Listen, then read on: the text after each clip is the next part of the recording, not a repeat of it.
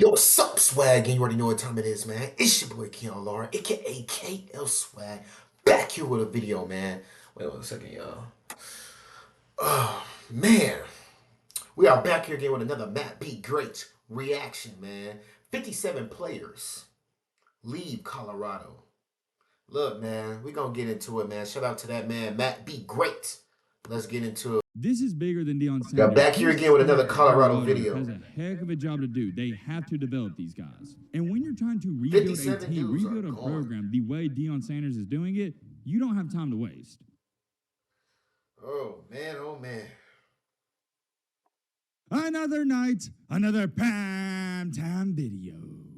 We didn't talk about Coach Prime in Colorado last night, and that's because nothing too much really was going on. I was like, we could use a little break, but we're back at it like a crack at it. You already know. There's no ifs, ands, or buts about it, man. We got to get back to it because this is my favorite reality TV show that is currently going on. If you're an avid viewer of our channel, you already know. We talk about everything going on with college football, even a little bit about the NFL, even some basketball stuff. But I don't care. Nothing comes close to what is going on in Colorado. Literally. Nothing, and let me repeat this, nothing at all is more exciting than this, at least to me. And I think that holds true for a ton of you guys because every time we talk about Colorado football, you guys kill the like button, so major shout out to y'all. And matter of fact, hold on. Why don't we do this? If this video gets 1,200 likes, we'll talk about Coach Prime in Colorado tomorrow night as well. That's only if you guys want to see it. If we don't reach the like goal, then we won't do it. But in tonight's video, we're going to piggyback off of what we've been talking about the past couple of days, past couple of weeks. If you haven't been watching all of our Colorado videos, all of our DEION Sanders videos, you might be a little lost, so you might want to go check some of them out. However, if you have been watching, what have we talked about the past week or two? The Junction Boys. The Junction Boys was created by Bear Bryant, and I've compared the situation going on with DEION Sanders to that situation. And the last time we talked about Colorado, which wasn't last night, but it was 2 nights ago, I said, yes, it's great. DEION Sanders, he's gotten all the losers out. He's gotten all the bums out. But he might have ran off some good players as well. That's bound to happen. I mean, come on, guys, let's be serious. If you throw out a whole bag of grapes, at least a couple of them were going to be good, right? Yeah. And that's the situation that happened with DEION. And it's not his fault. It's just all part of the process. I don't care who you are. I don't care if you're Nick Saban, DEION Sanders, Kirby Smart, whoever. You run off 57 players, it's going to be hard to replace them. But with all that being said, what is everybody stated about DEION Sanders running off 57 players? Maybe you guys haven't seen it, but I've seen it everywhere on Twitter, Instagram, every social media platform. People talking about, okay, that's great, that's awesome that he ran off all these terrible players, but how's he going to replace 57 guys? That's all anybody and everybody is saying. To be honest, I just sit back and laugh at it. The reason I laugh at it is because, come on now, you really think DEION Sanders doesn't have a plan? Come on, man. We're talking about DEION Sanders. We're talking about Coach Prime. You are highly mistaking yourself if you think Coach Prime does not have a plan. It's a lot of other people that want to play for him. We're going to talk all about it in tonight's video. You already know this is the one and only topic we're going to go over. Also, I'm going to show you a tweet that Coach Prime put out today that I really like as well. If you like Colorado content, college football content, I think you'd like our channel. Consider subscribing. If you don't want to subscribe, that's cool too. All right, Matt, blah, blah, blah. Should grab up. Now, without further ado, let's get into it.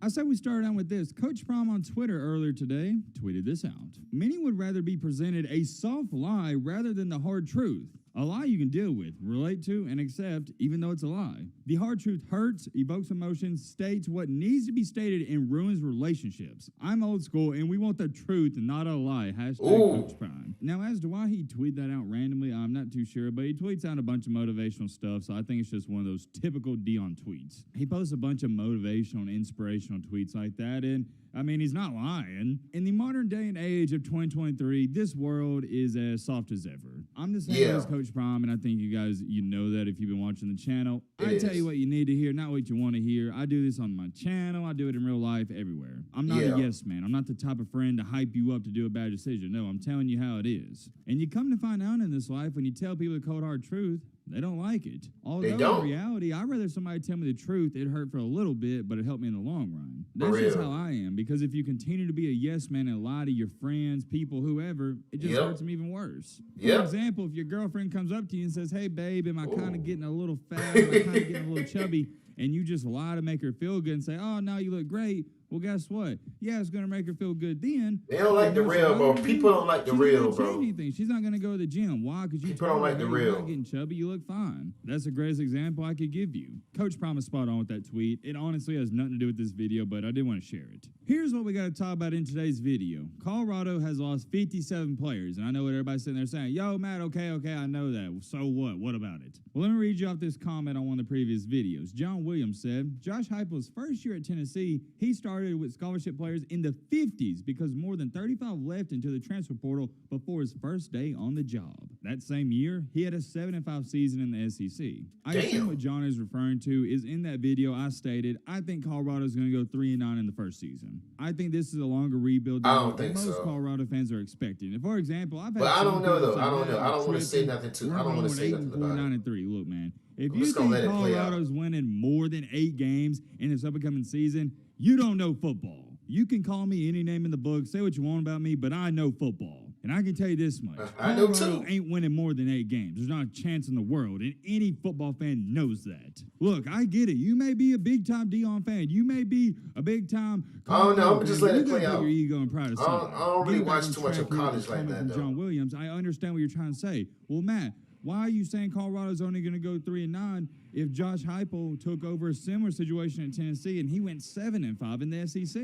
And by the way, to Mr. John here, that is a great perspective. It's a great comment. It really is. But the main difference with Josh Heupel's situation and Deion Sanders' situation is those quote-unquote 50 guys that Josh Heupel had on scholarship, they were 4- and 5-star recruits. The 40 to 50 guys that are on scholarship for Colorado right now, they ain't 4- and 5-star recruits. You got a couple, but most of them aren't. Yeah, they regular dudes like me that just know how to play football. But I'm a little better. In the world. The only thing that hurt Josh Heupel in his first season and even last year was a lack of depth. But just like with any first, second, third-year head coach, that's something you build up over 4 or 5 years. Yeah, that's true. Thank you for the comment. I did want to explain that. Now, that comment leads into our next topic perfectly. It all goes hand in hand. A couple days ago, Colorado lands yet again another transfer from Missouri. He's an edge rusher, goes by the name of Arden Walker, and this is now the 42nd player Colorado has landed in the transfer portal. Okay. Or not in the transfer portal.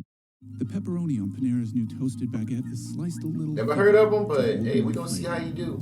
But they got out of the transfer portal. You get what I'm trying to say. Why is that important? Why am I bringing it up? Because in the transfer portal, how many players did Colorado lose? 57. That is the magic number. You don't got to be a rocket scientist to figure this out. If you lose 57 players, well, how many players do you need to pick up to reduce that turnover rate? Damn. 57. This is basic math here. You lose 57, you got to replace 57. Remember a couple weeks ago and everybody's freaking out talking about, okay, how are they going to replace 57 players?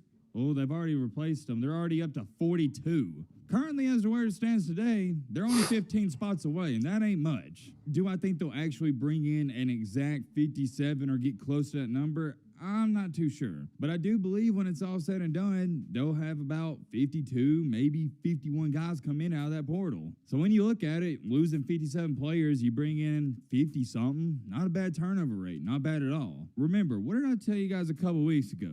Phase 1 is over. We're now into Phase 2. Phase 1, say with me now, get the bums out. Okay, he did that. Phase number 2, get the new recruits in, and we're almost at the end of that phase. Hopefully they like that.